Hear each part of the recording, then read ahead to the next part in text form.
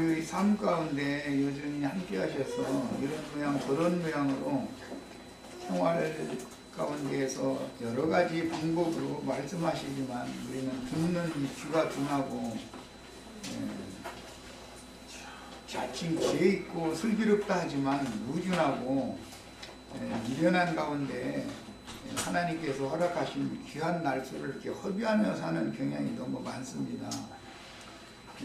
우준한 귀를 열어서 말씀을 들려주시고 또 영을 열어서 깨닫게 하셔서 하나님의 영혼부터 영혼까지 그 우주적인 경영에 대해서 밝아지는 축복이 인물에게 있기를 주의 이름으로 기도합니다.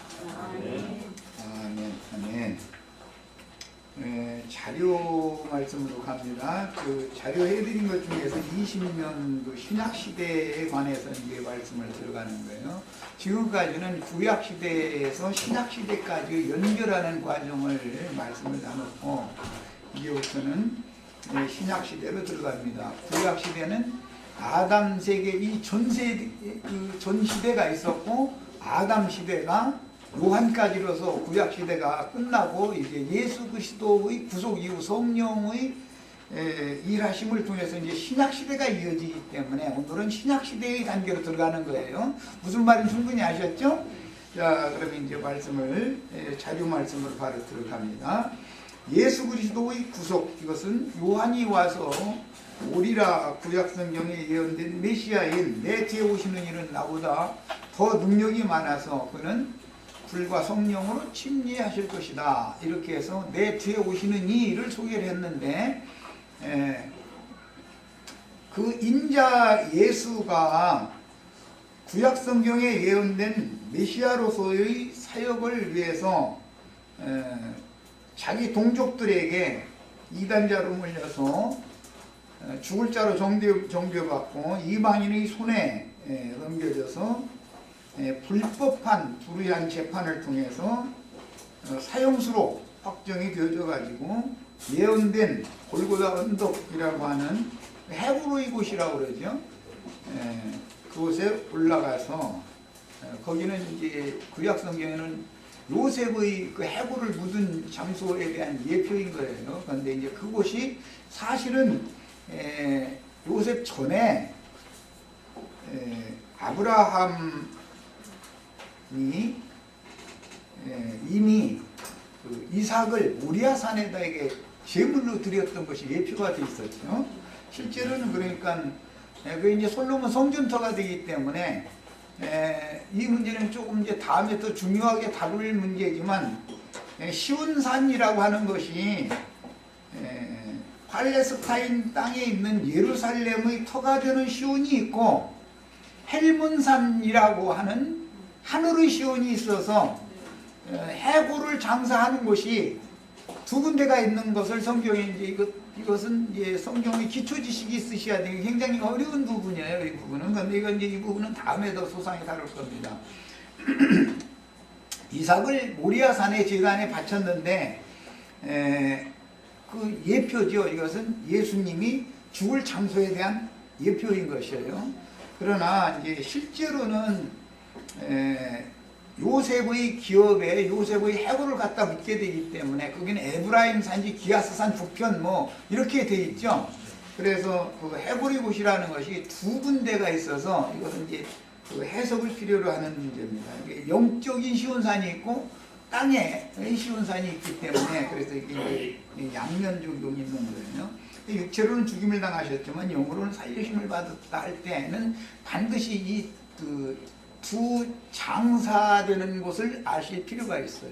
흙무덤이라는 것이 있고 돌무덤이라는 것이 있기 때문에 아무도 장사한 일이 없는 무덤은 돌무덤이었죠. 예수님은 그곳에서 죽고 그 동산에 또 그 무덤이 있었기 때문에 거기에서 부활이 되는 거예요. 흙무덤에 장사되는 건 절대 부활이 안 되는 거죠.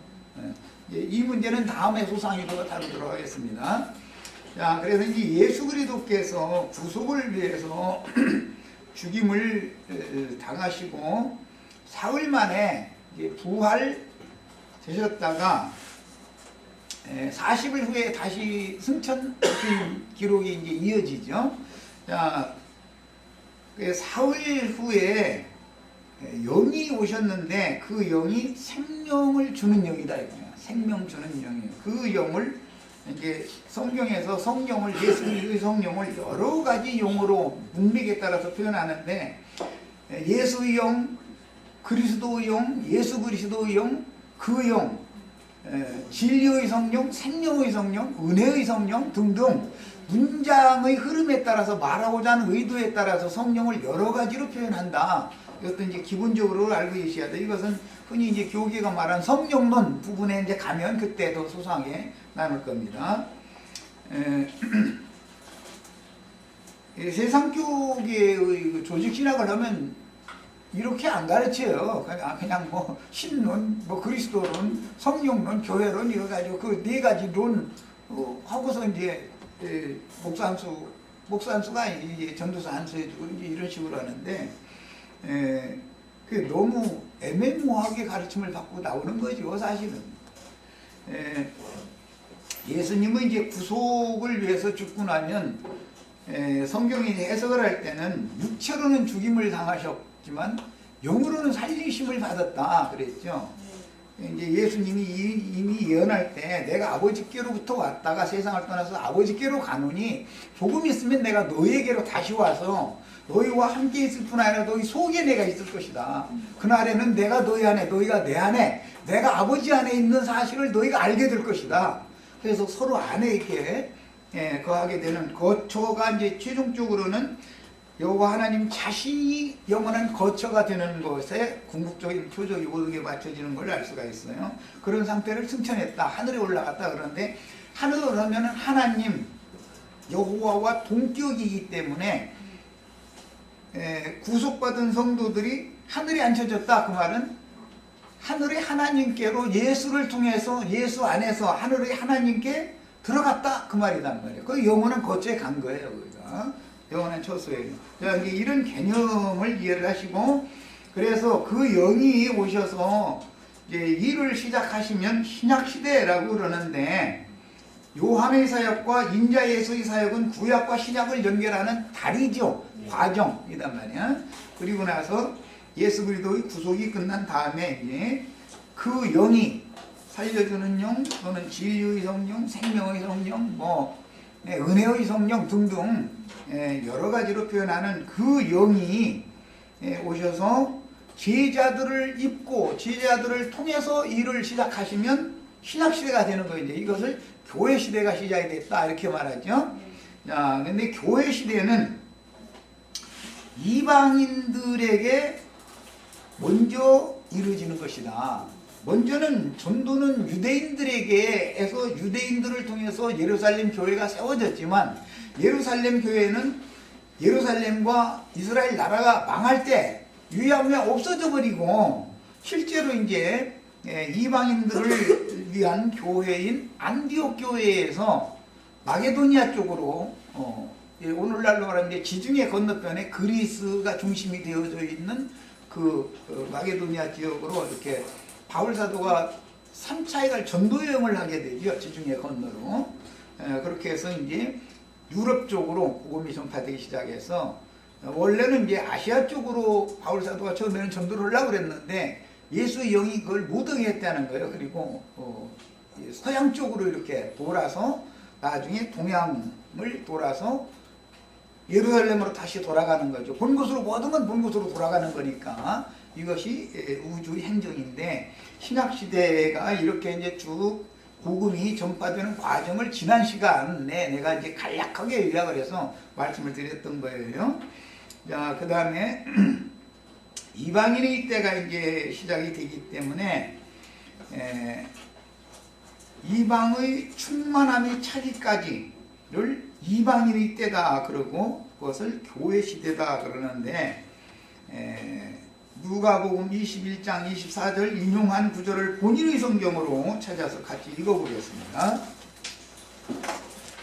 누가복음 21장 24절 본인의 성경으로 시간이 좀 걸려도 찾아보겠습니다. 그들이 칼날에 죽임을 당하며 모든 이방에 사로잡혀 가겠고, 이것은 예루살렘과 이스라엘 나라가 멸망할 것에 대한 예언이죠. 예수님이 지금 그 말씀하시는 중에요. 예루살렘은 이방인의 때가 차기까지 이방인들에게 밟히리라. 지금 이 예언이 그대로 이루어졌죠. 로마에게 멸망한 다음에 회교도들에게 예루살렘이 점령당해가지고 로마교가 그걸 회복하기 위해서 3차에 걸쳐서 십자군 전쟁을 일으켰지만 결국은 회복을 못하고 오늘날까지 왔죠. 이렇게 역사에 이어진 거예요. 그 지난 시간에 개략적인 말씀 드렸기 때문에 성경의 예언은 반드시 역사상 이렇게 이루어진다. 이런 것을 생각하시고, 그 다음에는 교회 추수가 종결되면 이방의 충만이 차분하면, 그 말과 같은 뜻이에요. 하면 신부성이 재림을 하는데, 예수님이 재림한다 이 말은 경륜적인 재림을 말할 때는, 생명으로 다시 오는 얘기를 할 때는 구속을 위하여 죽으신 지 사흘 만에 다시 오셨죠. 그러나 이제 흔히 교계가 생각하는 재림의 이제 종결, 재림의 완성을 교계는 자꾸 그걸 생각을 하고 있기 때문에, 그 이제 이방의 때가 차야만 재림의 때가 임한다라는 양면성이 있다는 거예요. 이게 언제든지 성경을 읽을 때는 각 세대에게 임하는 개인적인 구원 과정 얘기가 나오고, 그 다음에는 하나님의 경륜에 의한 단체적인 구원 얘기가 또 나오기 때문에 양면 적용을 성경을 읽을 때는 잘 하실 필요가 있습니다. 그래야 오류가 없는 거예요. 자, 그래서 예수님이 재림을 완결하시는 것은 신부성이 내려오는 거죠. 네.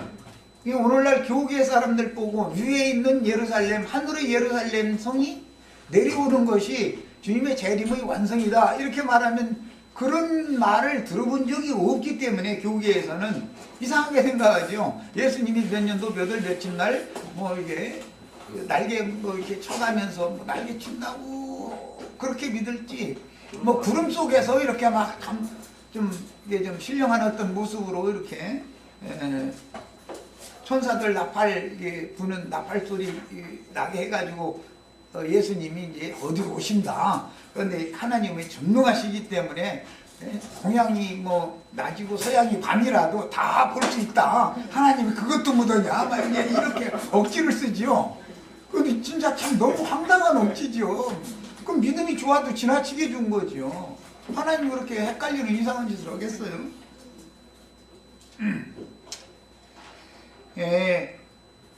이것은 이제 신부성의 재림을 말하는 겁니다. 신부성이 재림을 하면 계시록 20장에 나오는 그 천년이라고 하는, 관사가 있던 천년이에요. 이거는 그 천년이라고 하는 기간이 다시 연장되죠. 그래서 그 천년이 차기까지는 버림받았던 이스라엘 12지파가 회복되는 기간이다. 이것은 육신적인 이스라엘 12지파의 회복을 말하는 것이 아니라 신앙 회복을 말한다. 믿음 회복을 말하는 거다, 그런 말이에요. 그러니까 혈통적인 자기 백성을 이방인의 때 전기간 동안 일시적으로 버렸을지라도 아주 버린 건 아니다.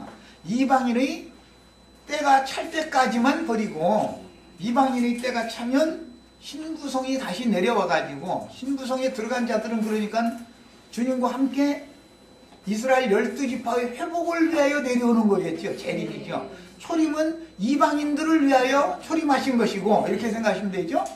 재림은 자기 버렸던 자기 백성들을 구원하러 또 오시는 얘기를 하는 것이다. 이렇게 얘기하시면 돼요. 그런데 마가복음, 이거 많이 읽긴 그러니까 마가복음 1장 13절 자기 성경으로 찾아보겠습니다. 마가복음 11장 13절, 자신의 성경으로 확인을 해야 되니까 한 절만 찾아봅니다. 멀리서 잎사귀 있는 한 무화과 나무를 보시고 혹 그 나무에 무엇이 있을까 하여 가셨더니 가서 보신즉 잎사귀 외에 아무것도 없더라. 이는 무화과의 때가 아니니라. 예수님이 오셨어. 오셔서 이방인의 때가 차기까지는 무화과가 열매를 얻는 때가 아니죠. 이미 이게 성경에 다 나와 있는 예언대로 되는 거예요. 예수님이 무화과라고 하면은 육적인 자기 백성들을 말할 때는 무화과라고 그래요. 이방 교회를 말할 때는 포도원이라고 그래요. 포도나무로 상징을 해요. 그런데 무화과 나무는 산에 심어져 있는데 열매를 얻을까 하여 시장하셔서 이제 잡수시려고 하면 이파리 잡수실 수는 없잖아요. 열매를 잡수셔야지. 가봤더니 열매는 없고 잎만 무성했다는 거예요. 그래서 이제 저주한 얘기가 마태복음 21장에 나오죠. 그런데 어디로부터 말렸더라고요? 뿌리로부터 말렸다. 그 뿌리라는 것은 신앙의 근거, 근원에서부터, 신앙의 믿음에서부터 다 마른 상태에 있더라는 거예요. 그러니까는 그게 말라 죽기까지, 예수님이 오실 때까지는 점진적으로 마르는 것이지 하루아침에 좀 말라 뿌리는 게 아니죠, 사실은. 그런데 뿌리로부터 말렸다 그랬으니까 아브라함의 자손임을 자부하는 그 아브라함 세계에 속한 사람들임에도 불구하고 점진적으로 시간이 지나면서 다 신앙의 근원이 다 말라서 예수님 때 왔을 때는 완전히 마른 상태를 이제 확인을 한 거다, 이렇게 생각하면 되는 거죠. 뭐든지 하루아침에 이렇게 펄떡 되는 거는 없어요. 자, 그 다음에 그렇게 된 다음에 이제 무화과 나무가 그렇게 저주를 받아서 뿌리로부터 말랐지만 그 나무를 베어내도 항상 그루터기를 남겨두시죠. 하나님은. 그래서 그 그루터기가 이스라엘 12지파 중에서 얻은 12사도들이었잖아요. 예수님이. 그들은 새 시대를 위한 그루터기로 남은 자들이다, 이거예요. 그러니까 이방인들의 구원은 이스라엘 12지파에서 하나님이 뽑아서 세운, 예수님이 뽑아서 세운 사도들의 그 그루터기로부터 구원이 옮겨진 것이라는 것을 알 수가 있는 거죠. 마찬가지로 이게 이방인의 때가 끝나고 이스라엘의 회복으로 갈 때도 반드시 다 죽어서 끝나는 게 아니라 살아서 다음 시대를 연결하는 그루터기로 남는 자가 있게 돼 있다는 거예요. 이제 나는 뭐 남는 자가 되라고 권하지를 않는 사람이니까 그냥 한 세대에 그냥 하고서 그냥 바로 어차피 그 주의품에 들어가서 영생하는 것이 목적인데 뭐 다음 세대까지 또 살아남아가지고 이스라엘 12지파에게 전도를 하려고 하면 그 사람들이 아멘 할렐루야 하면서 받아들일 것 같아요? 배척하고 박해하고 그럴 것 같아요? 이 쉬운 문제가 아니죠. 사도들이 살아남겨져 가지고 교회 시대로 옮겨졌는데 구약 시대의 사람들임에도 신약 시대로 옮겨지니까 아멘 할렐루야 해가면서 베드로가 막 어서 오시라고 뭐 다 그렇게 한 것처럼 기록이 돼 있지만 사실은 그게 아니죠. 박해를 받고 다 이렇게 돼 있어요. 그러니까 그 고생 두 번씩 할 필요 없이 그냥 기왕이면 나랑 같이 이렇게 가자. 나는 이제 이걸 가르치는 중이에요. 그런데 뭐 이것은 알 수 없는 일이죠. 사람의 생명의 수완이라든지 하나님의 경륜에 따라서 누구를 남겨뒀다가 다음 세대들에게 또 전도를 하게 할지, 다음 세대들에게 이스라엘 12지파를 전도를 하려면 우리 김선배 형제님 같은 분이 남아야 돼. 히브리어 뭐 성경을 좀 어느 정도 읽을 줄 알고 뭐 대화가 통해야 뭐 우리 저 지체들 남겨놔두고 만나면 서로가 읽다고 해서 뭐에 아무 소용없는 일이지. 어떻게 전도를 하겠어. 근데 우리 지체들은 되도록이면 나랑 같이 그냥 하고 주님께서 이제 히브리어 잘하는 분도 이제 남겨 놔뒀다. 그래서 내가 젊은 청년들은 모르니까 한 세대를 자기 세대를 다 산 나 같은 사람이 아까운 게 없잖아요. 뭐 이제 뭐 무슨 일이 일어나 뭐 그런데 아니 저쪽에 이제 저런 동네 그 젊은 친구들 나랑 같이 가자 막 이래버리면 이건 억지지. 그래서 젊은이들은 꼭 히브리어 헬라어를 배워라. 내가 자꾸 그런 거에 나한테 다 생각이 있어서 그러는 사람이야. 전도를 위해서 하라고 하는 거예요.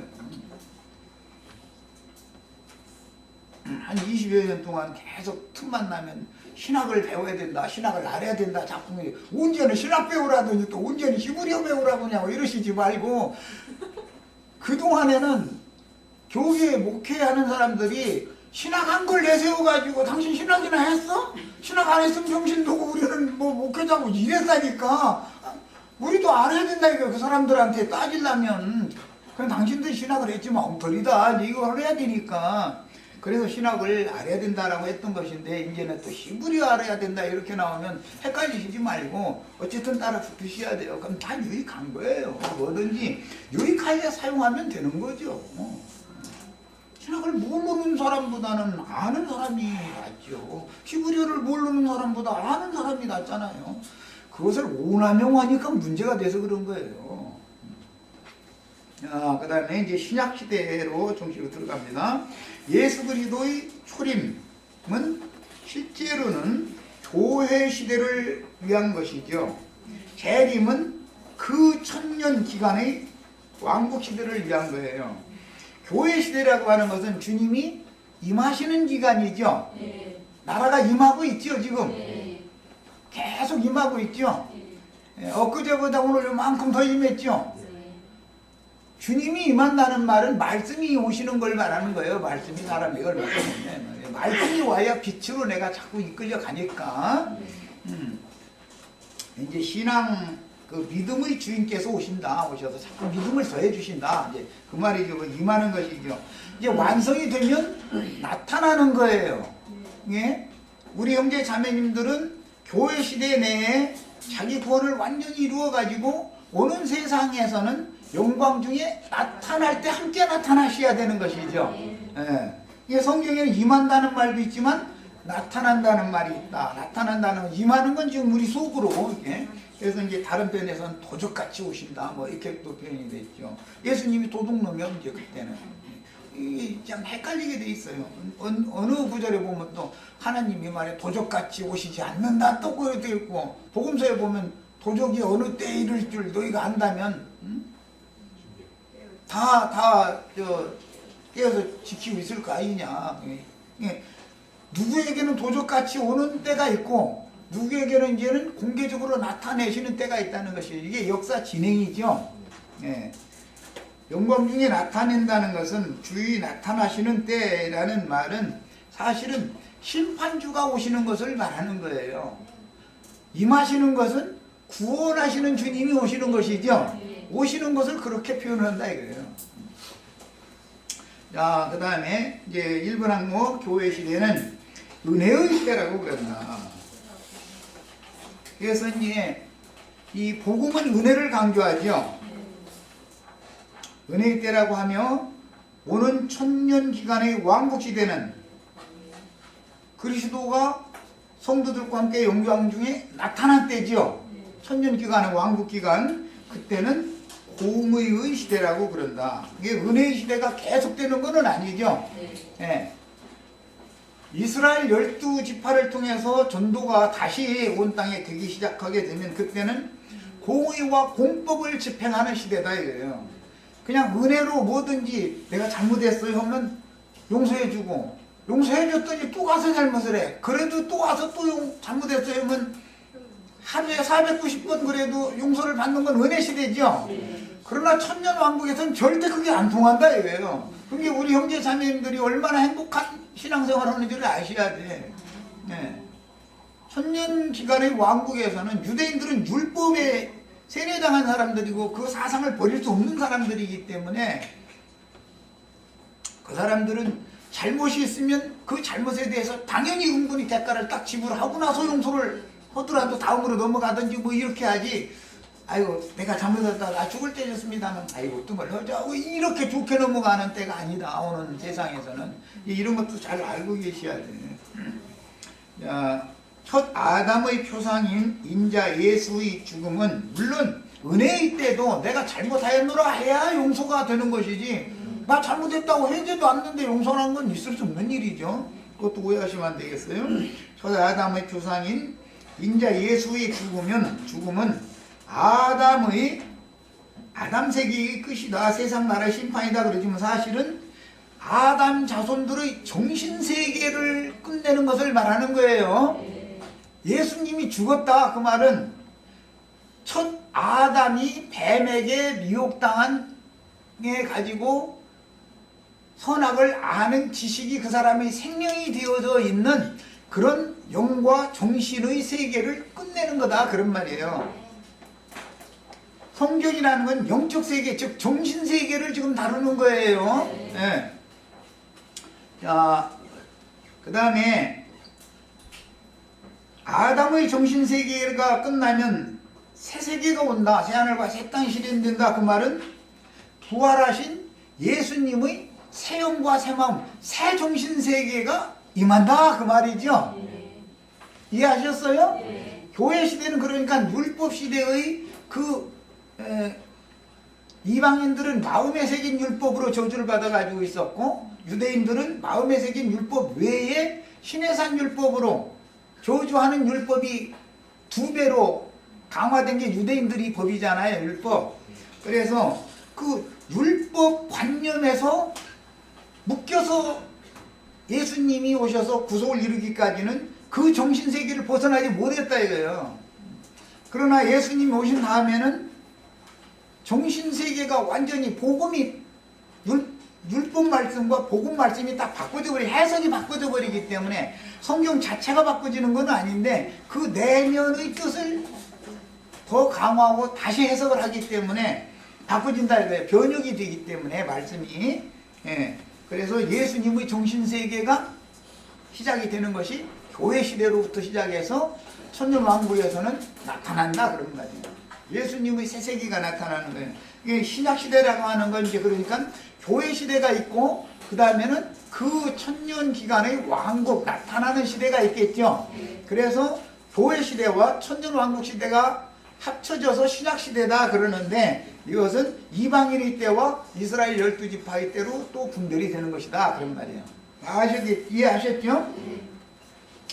자, 나번 항목에 보라 새 것이 되었도다 그랬는데 이건 신약 시대에 오면 복음을 믿으면 다 새 것이 된 거죠. 믿은 사람들은 아무리 전도를 해도 마음에 새긴 율법, 선악간에 이것은 선한 것이고 이것은 악한 거니까 선은 행하고 악은 버리려고 자꾸 노력을 하면은 은혜가 임할 수 있어요? 없어요? 없어요. 은혜 때가 소용이 없는 것이죠. 하나님이 시대를 바꿔놨어도 믿지 않으면 소용없는 거예요. 새 것은 아무나 되는 게 아니죠. 새 것으로 새 창조를 하는 말씀이 아무리 전파가 되어도 이 모든 창조라는 건 말씀으로 하는 거예요. 예. 어느 시대에는 어떤 말씀을 적용한다 이런 말이죠. 하나님의 구원은. 그런데 믿지 않으면 새 것이 될 수가 없죠. 여전히.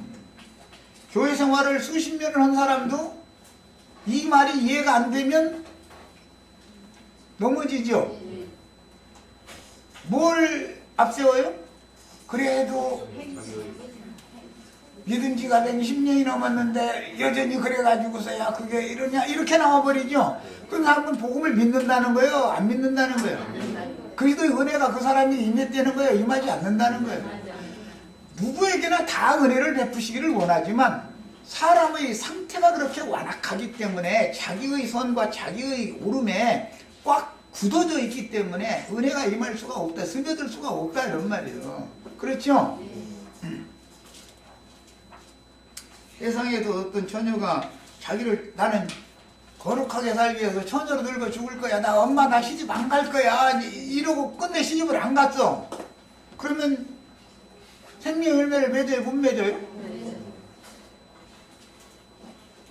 하나님 하는 대로 해야죠. 모든 건 다 자연의 섭리대로 하는 거예요. 처녀성이 강한 사람이 복음을 받아들이기 그렇게 어렵다는 걸 설명하느라고 비유를 들어드린 거예요. 자기의 그 완악함이라고 그러는데 사람이 뭐가 완악하며요? 선악을 아는 지식이 생명이 되어져 가지고 굳어져 있다 이거예요. 복음을 향해서 마음을 안 열어준다 이거예요. 그게 완악하다 그래요. 이 사람 구원을 절대 받을 수 없는 거예요. 지금 마침 이제 룻기로 하는 중인데 그 아브라함 족보 얘기하다가 말았는데 이제 그거 다음 화요일 날 할 거예요.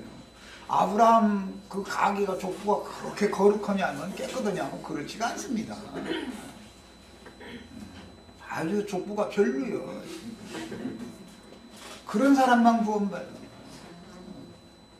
몰라요. 요한복음 8장에 보면 예수를 믿은 유대인들 보고 너희는 너희 비 마귀로부터 났다. 그런데 우리는 아브라함 자손이고 우리는 음란한테서 나지 않았는데 뭔 소리냐 이랬다는 거예요. 그런데 예수님은 그렇게 나처럼 직설적으로 표현을 안 했지만, 야, 너희 애미가 너희 조상이 얼마나 음란한지 알아? 얼마나 지저분한지 알아? 너희는 그 종자들이요. 어디 내 앞에서 지금 혈통 자랑하려고 그래. 나 이러신 거예요, 사실은. 그러니까 족부 자랑 절대 하시면 안 돼요. 혈통으로 구원받는 법은 없어요. 혈통이 깨끗해서 구원받을 수는 없는 거예요. 복음이 믿어져야 돼. 은혜가 임해야 되는 거예요, 구원을 받으려면. 자, 믿음 세계인 새하늘이라는 것은 새 영이라고 그랬죠. 손자가 말할 때는 새 땅 할 때는 새 마음이다 그랬어요. 이 새 하늘과 새 땅이라는 것은 예수님의 영과 예수님의 마음을 말하는 거란 말이야. 성경에는. 그러니까 우리가 새 하늘과 새 땅에 들어가려면 예수님의 영과 예수님의 마음에 들어가야죠. 연합이 돼야죠. 자, 여기에 부활 승천하신 예수 그리스도의 정신세계가 이게 구속받은 나의 영과 내 마음에서 이루어져야 된다 이거예요. 이게 구원이다 이거예요. 이게 예수님의 정신세계가 이루어진, 아담의 정신세계가 심판받아서 끝나야만 예수님의 정신세계가 내 속에서 이루어지는 얘기를 하는 거다 그런 말이야. 이게 교회 시대라고 그래. 은혜의 시대라는 거야. 이것은 은혜가 없으면 안 되는 거예요. 아무리 성경 지식이 많아도 은혜가 있어서 이게 믿어져야지. 사람의 오름이나 사람의 선함이나 이것을 자랑하고자 하는 거 조금이라도 계속 붙들고 있는 한은 복음이 믿어질 수가 없지요. 복음 시대라고 하는 것은 회개하고 복음을 믿는 자는 누구나 용서받고 의롭다고 하나님께 인정을 받는 시대다. 이것은 값없는 은혜로 되는 문제인 것이지 사람의 옳은 행위나 사람의 선한 행위로 되는 문제가 아니다라는 것을 강조하는 것이 복음 시대예요. 이제 이 교회 시대가 지나면 이게 또 안 통하죠. 이스라엘 12지파의 시대가 오면 이게 안 통한단 말이에요. 이제. 그럼 그때는 뭐가 돼요? 공의와 공법이 잘못하면 집행해버리는 거예요. 심판해버리는 거예요. 그래서 그 천년 왕국 시대 복은 무슨 시대라고 한다고요? 공의의 시대라고 그래요. 이게 신학 용어를 지금 난 말하는 거예요. 그래서 은혜의 시대, 공의의 시대 이렇게 표현하는 거예요. 자, 4번으로 갑니다. 교회 시대의 전기간 동안 매 세대마다 복음 전파로 심고 가꾸고 거두는 추수는 반복되어 충만한 수를 채우기 위해서 필수적으로 순교자들의 복음을 맡은 증인들, 하나님의 말씀과 주의 가진 증거를 인하여 복배임을 받은 자들의 수가 채워져야죠.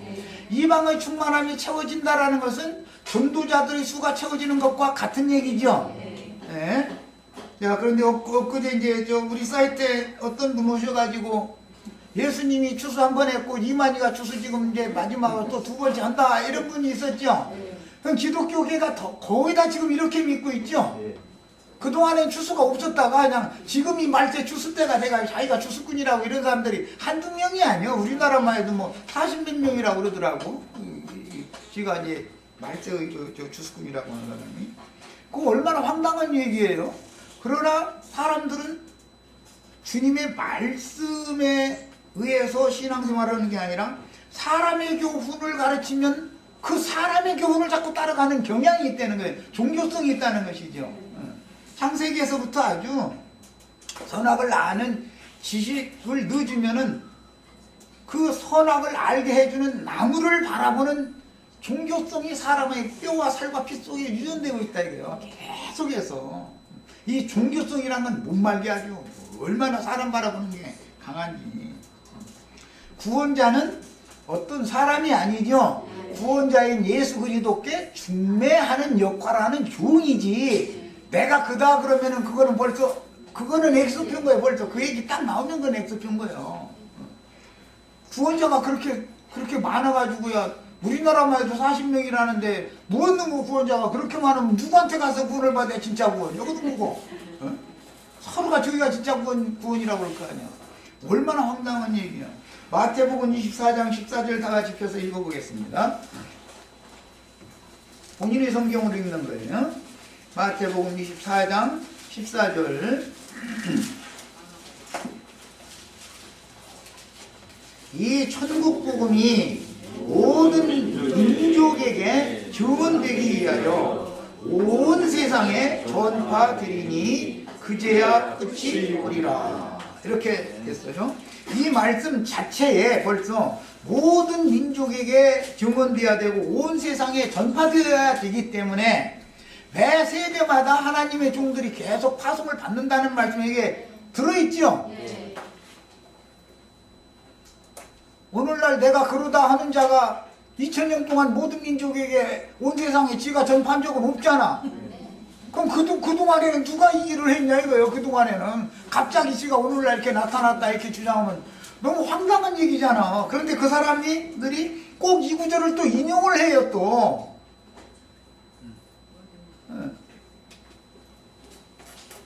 지가 지금 모든 민족에게 지금 전파해야 되는 걸로 이렇게 해석을 해버리는 것이죠. 지금 온 세상에 지가 전파를 해야 되는 것처럼 이렇게 해석해버리잖아요. 그런데 예수님이 이게 2000년 전에 예언한 말이잖아. 2000년 동안 모든 민족에게 전파가 되어져야 되기 때문에 마침 이제 중요한 얘기를 좀 하려고 그래요. 예수님이 오셨을 때는 히브리어로 된 아람어 약간 있고 히브리어로 되어 있는 그 성경을 헬라어로 번역한 성경을 가지고 전도를 했어요. 사도들까지도 그걸 가지고 했죠. 교회 시대가 오면서부터 로마교가 주권을 잡아버렸기 때문에 AD 313년 이후에는 라틴어로 헬라어를 라틴어로 번역을 자기네들이 멋대로 하는 거예요. 이제 로마교 계열의 성경이죠. 그것이 라틴어로 번역을 해가지고 라틴어로 이제 전도를 하는 거예요. 그런데 전도를 하면 나중에 모든 민족 온 세상에 전파가 되려면 각 나라 말로 번역이 되어져야만 온 세상 모든 민족에게 전도가 할 수가 있겠죠. 그러면 자동적으로 모든 민족 모든 족속들의 방언들로 성경은 번역되게 돼 있는 거다 그 말이에요. 그건 자동적인 거예요. 모든 민족에 전도를 하려면 그 민족과 방언들에게 전도한다 이렇게 돼 있죠. 그러잖아요. 그 히브리어로만 전도한다라든지 헬라어로만 전도한다라든지 라틴어로만 한다라든지 이게 아니에요. 모든 민족과 그 모든 민족의 방언들에게 가서 전도를 하는 거예요. 한국 사람한테는 한국말로 전도를 해야죠. 한국 사람한테 와서 영어로 시우를 대고 있어도 영어 모르는 사람은 상관없는 얘기죠. 그런데 막 히브리어로 해야 된다 빡빡 우기면 그거 사람 죽을 일이 아주. 막 헬라어로 해야 된다 빡빡 우기면 사람 죽을 일이요. 그리스 사람들에게는 헬라어로 해야 되는 거예요. 왜? 그 사람들은 그게 저희 언어니까. 야, 그래서 복음이 전도 온 땅 모든 민족에게 전도됨에 따라서 반드시 각 나라의 방언들로 성경이 번역되게 돼 있다 이거예요. 이 일을 위해서 로마교에서 개혁자들이 일어났을 때 한 일이 독일어로 성경이 라틴어 성경을 독일어로 번역을 했어요. 독일어로 번역을 했는데 라틴어를 갖다가 하니까 그게 그거 방언만 다르지 그게 그것이 됐잖아요. 자, 독일어와 불어로 라틴어를 번역을 했어요. 형제회가 일어나 가지고는 영어로 이제 번역을 하게 됐죠. 그런데 영어로 번역을 할 때는 라틴어 역본을 가지고 하는 게 아니라 70인역 성경 히브리어를 예수님이 헬라어로 번역되어 있던 예수님이나 사도들이 읽었던 그 성경을 갖다가 번역을 했단 말이에요. 그러니까 이제 달라지기 시작하겠죠. 라틴어를 갖다가 불어나 도고나 이런 그 유럽 여러 나라든지 독립을 하게 되니까 로마교 교황 황권에서 벗어나 가지고 이제 세속 왕권이 확보가 되고 독립국들마다 나라가 다르니까 그렇게 될 때 각 나라 방언으로 이제 이게 번역이 되는데 라틴어를 갖다가 번역을 하면 똑같은 흐름이잖아요. 나라 언어만 바꿔줬을 뿐이지. 그런데 영어로 번역을 할 때 킹제임스 버전이라고 하는 이 버전은 라틴어에서 번역을 하는 게 아니란 말이에요. 70인역 예수님이나 사도들이 읽었던 그 헬라어 번역본을 가지고서 번역을 한 거단 말이에요. 그러니까 원전이라고 흔히 말하는 그거는 히브리어나 헬라어로 되어 있는 성경을 헬라어로 역본이 되어 있었던 것을 영어로 옮긴 것이다 그런 말이에요. 그럼 여기 성경을 보는 관점이 이제 다를 수밖에 없죠. 교황을 세우는 관점과 모든 형제들이 예수를 믿으면 다 하나님의 똑같이 누구나 다 하나님의 아들이 되고 부활하신 예수님의 형제들이다. 예수님은 맏아들이고 이렇게 성경을 보는 관점이 딱 바꿔져 버리는 거예요. 그러니까 이제 말씀이 전파되는데 노선이 다를 수밖에 없죠. 그래서 우리에게까지 이렇게 노선이 이렇게 온 거예요. 이런 기본 개념을 아셔야 돼. 그래서 나는 이제 히브리어 헬라를 나쁘게 봐서가 아니고 오남용을 할 우려가 많기 때문에 각 나라 방언으로 많은 학자들이 동원되어져 가지고 히브리어 헬라의 정통성이 있는 사람, 아주 정말로 잘 아는 사람, 성경에 대해서 너무 잘 아는 사람들이 모여서 학자들이 모여서 한글로도 번역을 해줬기 때문에 한글 성경을 가지고서 성경으로 성경을 해석하는 법을, 성경의 흐름을 따라서 해석하는 법을 배워야지 무슨 영어를 모르면 전도를 할 수 없다라고 누가 주장하면 말도 안 되는 소리죠. 영어 몰라도 상관없어요. 다만 유용하게 쓸 수 있는 것은 한국말로만 전도를 하면 한국 사람에게만 할 수 있지만 지금 전 세계의 공용어인 영어로 이런 말들을 다 영어를 유창하게 해서 전도를 할 수 있다면 전 세계에 쉽게 파급 효과를 줄 수 있지 않냐 그런 말이에요. 그래서 영어를 능통하게 하는 사람이 참 필요하다라고 내가 말을 하는 것이지 영어를 모르면 성경을 못 깨닫는다는 말이 아니에요. 영어를 몰라도 한국말로 기도해도 한국말로 주님 찾아도 하나님은 한국 사람한테 하는 말도 다 알아듣고 미국말밖에 모르는 사람 하는 말도 다 알아듣고 히브리어밖에 모르는 사람들 말도 또 다 알아듣고 하나님은 전능하신 분이요. 모든 언어를 주신 분이 주님 자신이기 때문에 이런 것을 꼭 믿으셔야 되고 꼭 넓히셔야 되겠어요. 자, 그래서 매 세대마다 복음이 전파되어져서 세상 끝날에는 모든 민족의 방언들로 말씀이 전파되게 되어 있는 거다 이거요. 각 나라 방언으로. 이것이 하나님이 하시는 행성이다 그런 말이야.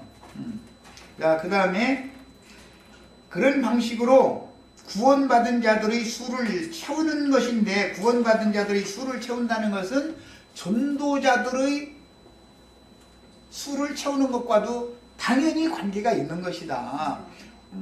2000년 전에 예수님이 추수를 하시고 나서 천국 농사도 없고 추수가 없다가 오늘날 누구라는 사람을 통해서 갑자기 추수를 하고 이렇게 한다면 얼마나 말도 같지 않은 소리냐 이런 말이에요. 성경을 너무 크게 오해하고 자기를 바라보고 자기를 따르게 하고 자기 종을 삼으려고는 그 사람의 종이 되라고 했어요? 되지 말라고 했어요? 우리는 그리스도의 종이 되는 것이지 사람의 종이 되면 안 되죠. 사람에게 영광을 돌리고 사람에게 영광을 받고 하는 것은 그건 다 소용없는 짓을 하는 거예요. 이제 이런 거에 대해서 꼭 이해가 있기를 바라요. 자, 그 다음에 그리스도의 심판대를 통해서 모든 것을 종결할 때는 심판대가 있는데, 심판대는 로마서 14장 10절 읽겠습니다. 두 가지의 용법이 나와 있어요. 기독교계의 신학은 뭐라고 그러죠? 예수를 믿어서 구원받으면 심판 없다고 그러죠? 예수님이 심판 다 받았으니까 우리는 심판 받지 않고 다 천당에 간다 이러잖아요. 그런데 그게 아니라는 거예요. 성경에 의하면 불신자들을 심판하는 얘기가 아니죠. 불신자들은 이미 심판을 받은 것이죠. 자, 로마서 14장 10절 자신의 성경으로 읽습니다. 네가 어찌하여 네 형제를 비판하느냐? 어찌하여 네 형제를 없이 여기느냐. 여기 형제라는 것은 이방인들을 말하는 게 아니죠. 교회 중에 있는 지체들 관계를 말한 거예요. 우리가 다 하면 교회 중에 있는 모든 지체들이 다 그 말이죠. 믿는 사람들이 다 그 말이에요. 하나님의 심판대 앞에 서리라. 믿는 사람들이 하나님의 심판대 앞에 다 서는 거예요. 기록하였으되 주께서 이르시되 내가 살았느니 그만 하나님이 살아계시다는 뜻은 하나님의 말씀은 살아계시다 그 말이죠. 말씀이 살아계시니까 역사를 운행하는 거잖아요. 그렇게 모든 민족에 전도하기 위하여 각 나라의 방언으로 번역도 하게 해가지고 이게 성경이 전파되게 하고 이렇게 하는 모든 일들이 다 하나님이 하시는 거단 말이에요. 이게 지금 우리나라 말로 성경이 이렇게 좋은 번역이 되어져 가지고 우리가 읽을 수 있도록 이렇게 하신 것이 누가 이렇게 한 것 같아요? 하나님이 다 이렇게 하시는 거예요. 지금 우주를 이렇게 경영하시는 거예요. 모든 무릎이 내게 꿇을 것이요 모든 혀가 하나님께 자백하리라. 그러면 믿었다고 해서 믿는 사람 무조건 죽으면 천당 가는 얘기가 아니고 이 생을 종교를 하면 그 후에 이 생에 살아서 믿음 생활을 어떻게 한 거에 대해서 검증받는다 그 말이다 이 말이야. 불신자들 심판받는 얘기가 아니에요. 지금 뭘 심판받는 얘기예요? 형제를 비판한 것 때문에 지금도 그거 하나님 앞에 앉아서 너 판단받아야 돼 그 말을 한 거예요. 지금 그렇죠? 교회 생활을 어떻게 했느냐 이거예요. 형제를 왜 비판하겠어요? 마음에 새긴 율법이 심판받아 끝난 사람이면 형제 비판이 나와요 안 나와요? 뭔 말인지 아시겠어요? 사실은 복음을 안 믿는다. 네 오름, 네 선함이 네가 끝나지 않았다. 그거에 대해서 검증한다. 그 말이에요. 완전하게 복음이 믿어진 여부를 검증받아야 되는 거예요. 그 말이에요 지금.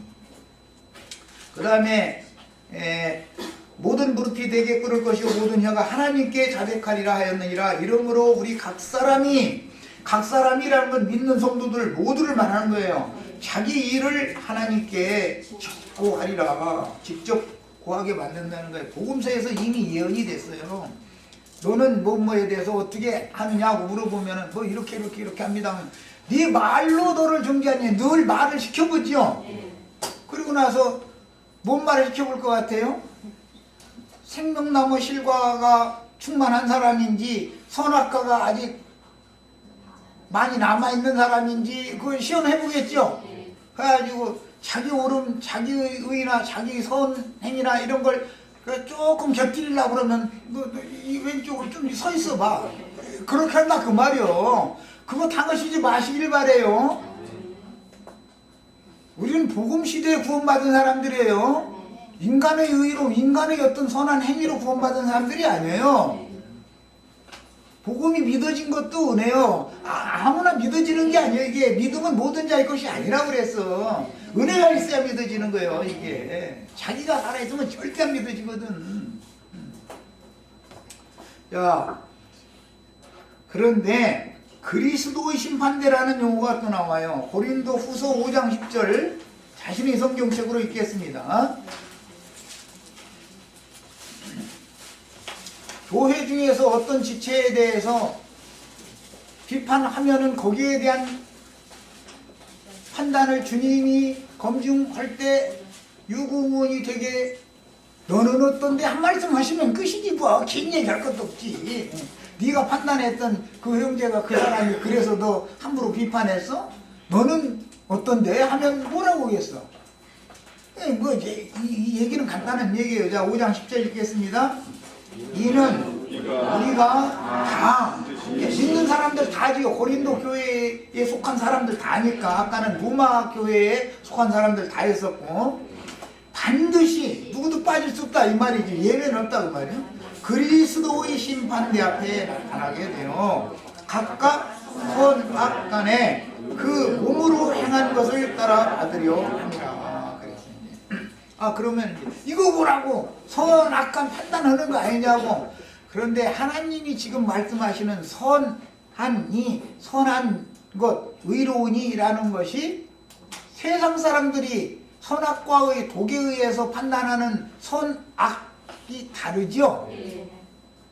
하나님의 선과 세상 사람들이 생각하는 선은 다르잖아요. 하나님의 의, 그 믿음의 의다 그러니 하나님의 의와 세상 사람들이 생각하는 의는 다르잖아요.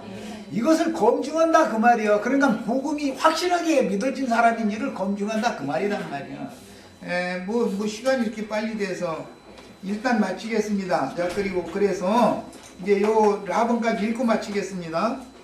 주 안에서 자는 자들과 살아서 마지막 추수를 당할 신자들이 거기까지 추수가 되어야 하나님의 그리스도의 심판대가 배설이 되는 거죠.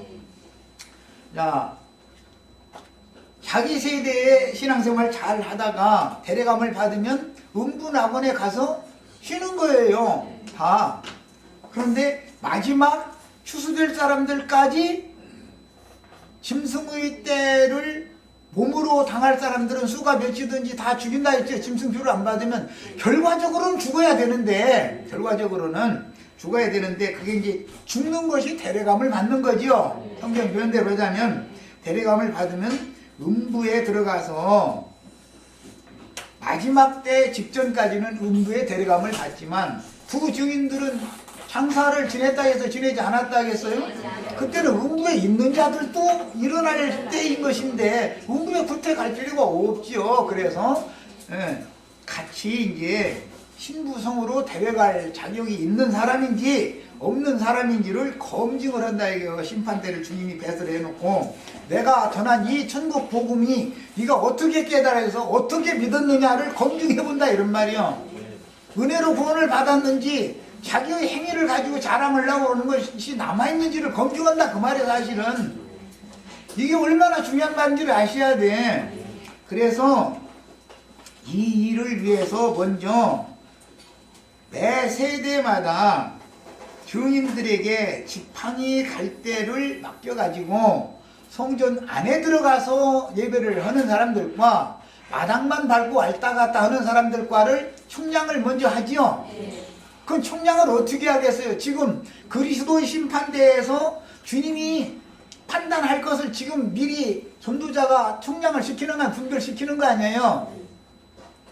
알곡과 가라지를 먼저 분별을 먼저 해서 길러내야 되잖아.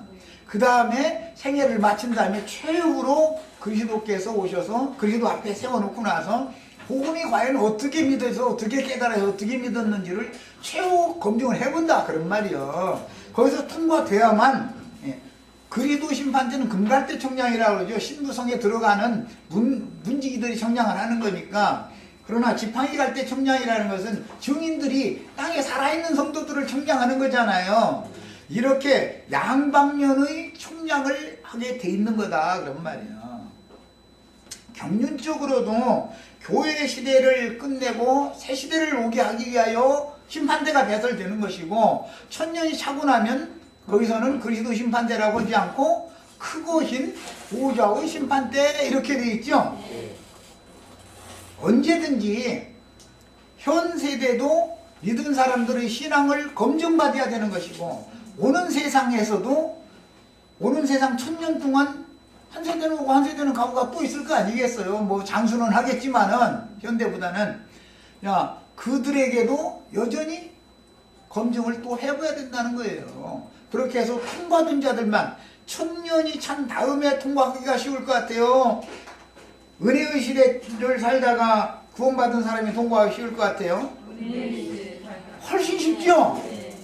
1000년이 찬 다음에는 공의의 시대이기 때문에 한 가지라도 걸렸으면 딱딱 지적당하는 거예요. 예수 없어요 그거는요. 은혜의 시대에는 회개하고 돌이켰으면 어제 잘못했어. 오늘 용서해줬어. 그럼 오늘 밤에 또 잘못해. 그럼 내일 아침에 가서 또 잘못했다고 또 용서받아.